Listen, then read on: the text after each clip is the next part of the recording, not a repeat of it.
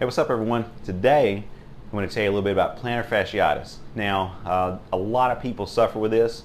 The American Academy of Orthopedic Surgeons estimates around 2 to 3 million people in the United States every year are treated for this. And we all know it's that pain in the bottom of the foot, bottom of the heel, right in the arch of the foot that we get that makes it really difficult to walk, especially barefoot. You know, if you just go around barefoot, no shoes on, it can become very difficult. A lot of people experience pain first thing in the morning. They go to put their foot down on the floor, and very difficult to put the heel on the ground. You're kind of walking on your toes, or you've been working all day or moving around all day, and you get home in the evening time, you sit down, and then you get up within a little while, a few minutes, and it's kind of like right back, really hurting again, and you can't put that weight or that pressure on the heel. And so I'm going to tell you a little bit about that and actually what worked for me. I suffered with it myself, almost could not walk, which I thought was kind of looked bad on me as a therapist and owning a private practice. I, not treating my own foot issues, and so I ended up kind of taking some notes for myself, and we ended up with myself and then a couple of my staff helped me periodically. I resolved my issues and I have zero pain, and I do have a bone spur on the bottom of my heel, the bottom of my calcaneus bone, and even with that spur there, I have zero pain. I can do anything. I can walk any amount, and I'm going to tell you how I did that. So just really quick, this is a model of the right foot. The plantar fascia comes around the back of the heel here, comes on the bottom of the foot, and acts like a bowstring. So you can see there's a little space in between the fascia right here and the bottom of the foot. And what can start to happen is we can overstrain or overstress this, whether it's through running, jumping, just general walking. You can strain this and cause micro trauma in it, and that micro trauma can become inflamed. Now, when that becomes inflamed, what starts to happen, our body tries to protectively adapt.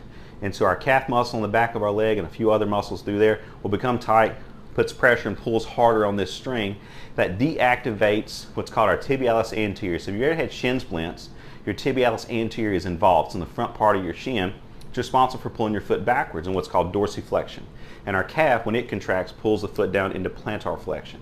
And so what happens is not only does the calf become more taut, but deactivation and underactivation, I guess I should say, of the tibialis anterior occurs. So a lot of people go home and they take that frozen water bottle and they roll their foot on it.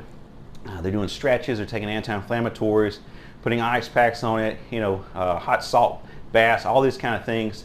They get a little bit of relief, or they go like to one of the shoe stores and they put them on this machine and check what type of insole they need, or you're buying all these inserts, you're trying all these crazy things, and none of it really seems to help get you the results that you're really looking for, which is to be completely pain-free. And so a quick, kind of some of my techniques that I use with our patients, and I've used this on myself. I completely healed myself. Number one, footwear obviously is very important.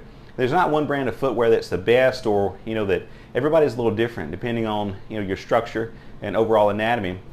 I found two shoes that really helped me. One are the Hoka shoes, which I really like those. I've tried a couple different styles. Those did really well, took a lot of pressure off my foot. But the one that was my absolute go-to, that I believe had a huge impact on how my foot healed, was the Kuru shoes, K-U-R-U. So if you get a chance, you can look them up. Incredible shoe. I wear them every day still, and I have zero problems. The other things that I did was I ultrasound the bottom of my foot using an anti-inflammatory cream as well. I mix that together, and that becomes what's called phonophoresis, the use of a medication with an ultrasound machine to help penetrate that better into this soft tissue. We also use our cold lasers. I have what's called cold lasers. I have a video on lasers. It's on YouTube, and we have class 3B lasers, and I lasered the bottom of my foot.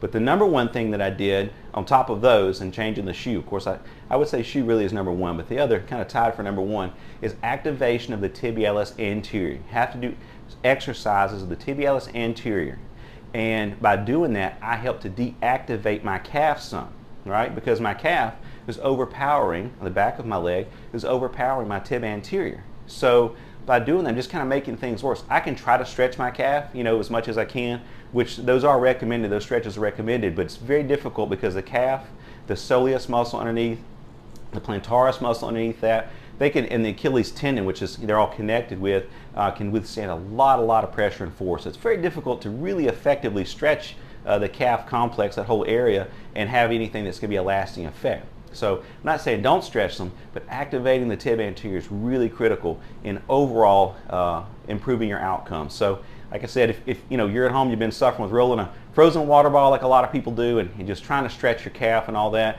you're probably not going to get the end results that you're really looking for. So I hope those tips help. If you have any questions regarding that, any more detailed questions, or you want us to take a look at it, and you can come by my clinic or just message me on here through Facebook, and I'll be happy to help you out in any way that I can. Thanks so much, guys.